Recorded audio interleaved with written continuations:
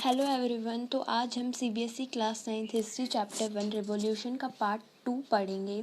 जिसने भी पार्ट 1 नहीं देखा है, मैंने डिस्क्रिप्शन में लिंक दे रखा है, आप वहाँ से जा कर के देख सकते हैं। तो चलो गाइस, शुरू करते हैं।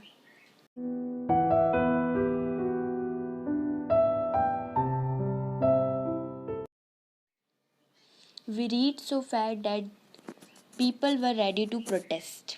लोग राजा से बहुत ज़्यादा गुस्सा हो गए थे और लोग प्रोटेस्ट यानी लड़ने के लिए रेडी हो गए थे। आप देख सकते हैं पिक्चर में भी लोग कैसे प्रोटेस्ट कर रहे हैं। And the economy was going down continuously.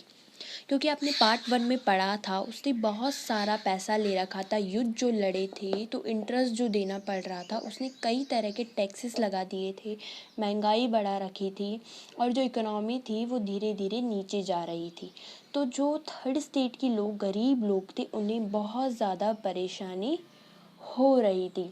So Louis 16 had to increase the taxes. अब वो सारे जो पैसा उसने उधार ले रखा था, उससे पूरा करने के लिए लुई 16 ने क्या किया, उसने टैक्स बढ़ा दिया, हर चीज़ पे और ज़्यादा टैक्स लगा दिया। At the time, only the king had the sole power to increase the tax. He had to call an state general meeting. लेकिन एक बात है, जो टैक्स बढ़ाने के लिए जो पावर थी वो केवल राजा के पास नहीं थी। हमने पिछले पार्ट में पढ़ा था कि थर्ड स्टेट थे, 3 स्टेट हुआ करते थे, फर्स्ट स्टेट, सेकंड स्टेट और थर्ड स्टेट। इससे पहले राजा को एक मीटिंग करनी पड़ती थी स्टेट लोगों से, है ना। In state general representatives leaders from all 3 state use to come. अब ये जो मीटिंग होती थी, उसमें जो मेन जो लोग हैं, रिप्रेजेंटेटिव्स हैं, वो आ जाएंगे और उनकी मीटिंग होगी। Okay. And then tax proposals were passed, और उसके बाद टैक्स प्रपोजल्स पास होंगे। Last time the state general meeting took place was in 1614। Last time जो मीटिंग हुई थी स्टेट जनरल की, वो हुई थी 1614 में। And only the monarch had the power to call an state general meeting. केवल ये राजा के पास ही पावर होती है मीटिंग बुलवाने की। Okay. So on 5 May 1789 Louis 16 called a meeting of state general to increase taxes. किस दिन उसने मीटिंग बुलाई? उसने 5 मई 1789 को मीटिंग बुलवाई कि भाई टैक्स बढ़ाए जाएंगे, क्या किया जाए। That day 600 people from first and second state were there. That means 300 from each states and 600 people were there from third state.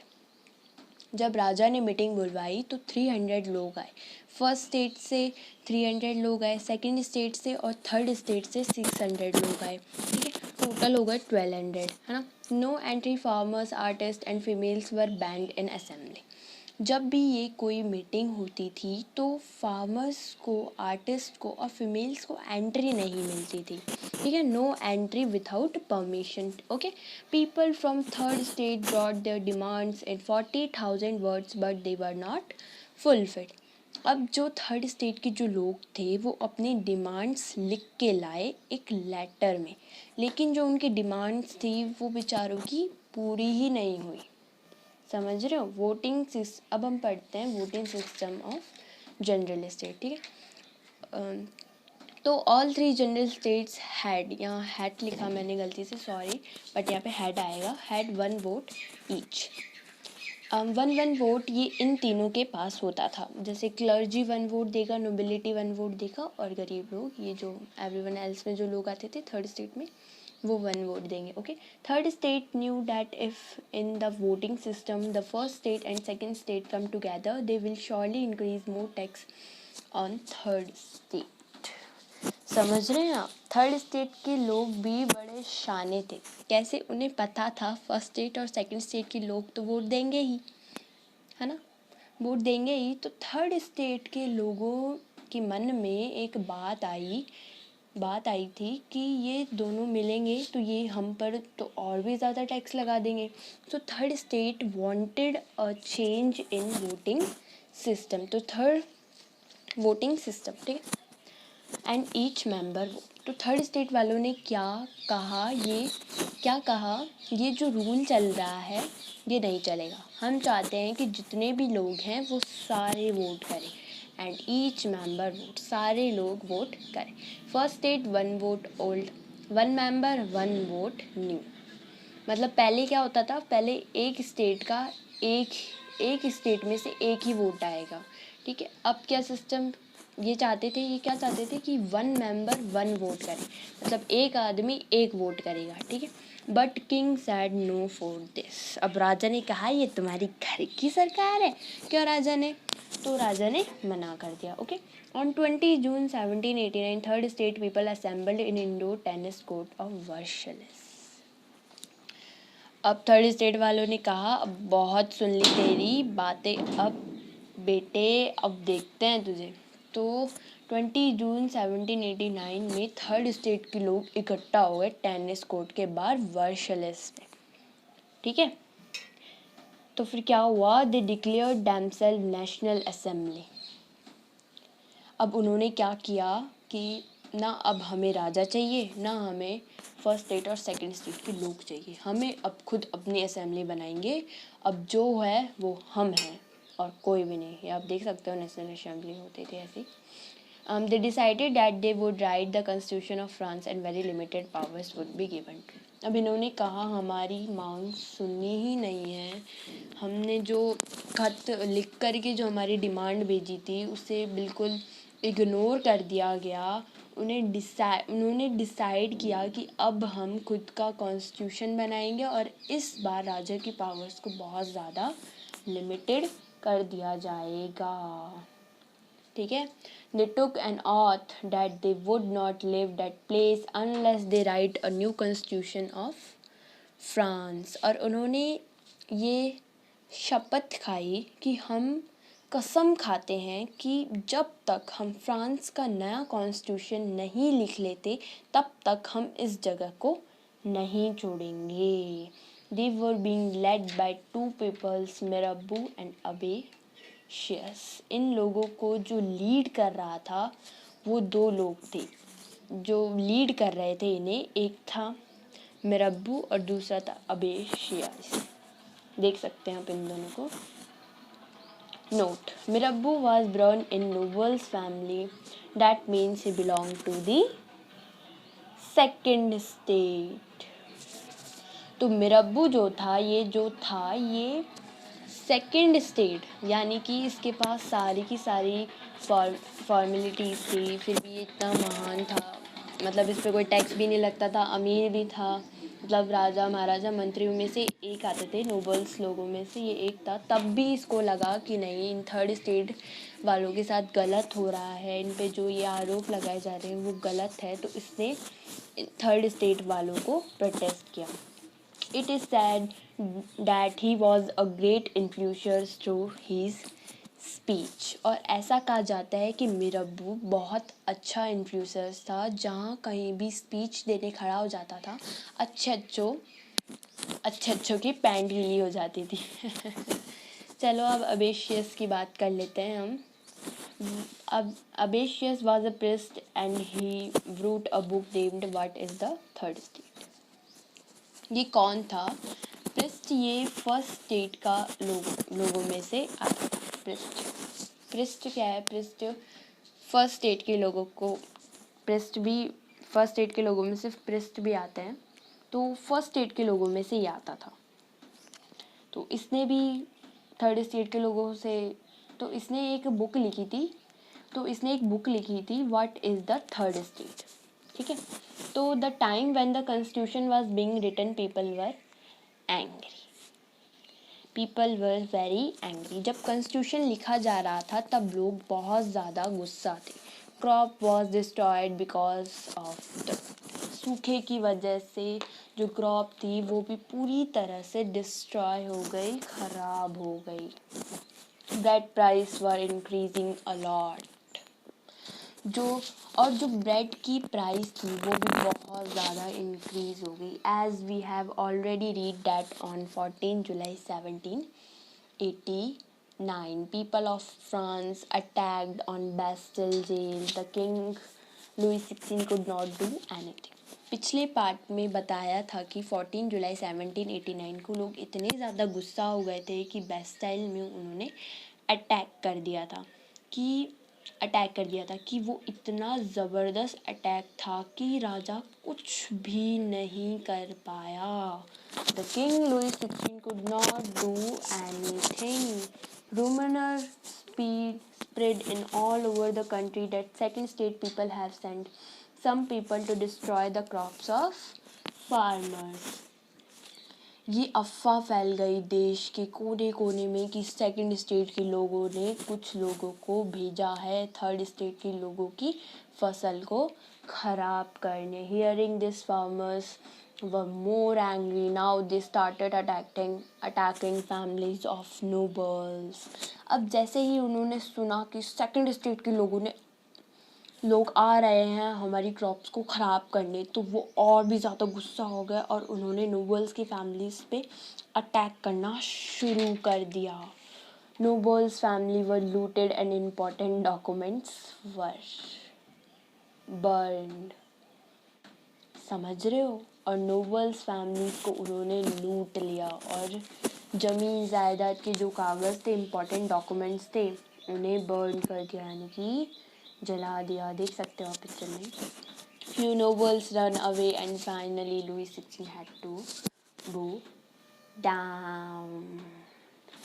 और जो कुछ नोबल्स अपनी जान बचा के भाग गए थे और फाइनली राजा को झुकना पड़ गया. देखो कैसे झुक गया बेचारा. ऐसे ही झुका होगा शायद. पढ़ते हैं कि अब क्या क्या चेंजेस आए उसके बाद. Privileges of first states and second states were aborted. जैसे कि हमने पार्ट 1 में पढ़ा था कि इन्हें तरह तरह के प्रिविलेजेस मिले हुए थे, फ़ायदे मिले हुए थे, मिल रहे हैं. ये चर्च भी टैक्स ले रहा था, राजा भी ले रहा था, उनके काम भी कर रहे थे, तो इन सबको अब बंद करा दिया. Church land distributed in farmers. जो पावर्स थी राजा की वो घटा दी गई थी. और चर्च के पास बहुत सारी ज़मीन हुआ करती थी, है ना. चर्च से ज़मीन छीन ली गई और फार्मर्स में डिस्ट्रीब्यूटेड कर दी गई. ठीक है. Direct tax tithe abolished. हमने एक टैक्स के बारे में पढ़ा था टाइथ, तो वो जो डायरेक्ट टैक्स लिया करता था वो भी ख़त्म कर दिया गया. Note these all decisions took place on 4 अगस्त 1789. 4 अगस्त 1789 को रात को ये सारे डिसीजंस लिए गए थे. नाउ फ्रांस मोनार्ची कंटिन्यूशनल मोनार्ची, है ना. अब फार्मर्स में क्या चेंज आए, सॉरी, अब फ्रांस में क्या चेंज आए. पहले फ्रांस में मोनार्ची शासन चलता था ना.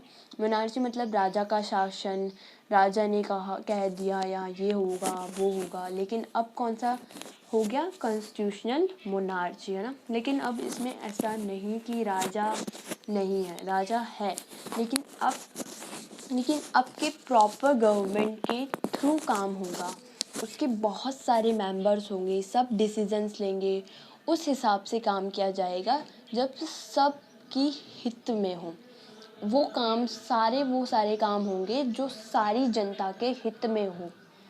ठीक है. तो national assembly made a real constitution in 1791.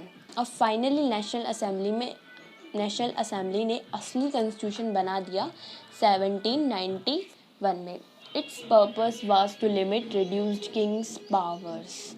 और इसका जो पर्पस था वो क्या था, राजा की जो पावर उसे कम करना. Government was decided into 3 parts. अब गवर्नमेंट बनाई गई और गवर्नमेंट को 3 पार्ट्स में डिवाइड कर दिया गया. लेजिस्लेटिव, एग्जीक्यूटिव और जुडिशियल. अब चलिए इनके जल्दी से इनके क्या काम होते हैं जल्दी से हम समझ लेते हैं. ठीक है. लेजिस्लेटिव होते हैं, उनका काम होता है लॉ को बनाना, किसी भी रूल को फॉर्म करना. ठीक है. और एग्जीक्यूटिव का काम है ये देखना कि वो लॉ फॉलो हो रहे हैं या नहीं हो रहे हैं. और जुडिशियल का काम है कि अगर कोई अन्याय हुआ है, जस्टिस नहीं हुआ या किसी ने रूल तोड़ा है तो उसे सज़ा देना. कि किसका काम है ये किसका काम है, जुडिशियल का. Okay.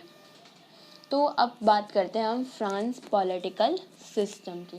Out of 28 million population only 4 million could vote. हमने पढ़ा फ्रांस की पॉपुलेशन थी वो 28 मिलियन हो चुकी थी, लेकिन चौंकाने वाली बात ये है कि 28 मिलियन में से केवल 4 मिलियन लोग ही वोट डाल सकते थे।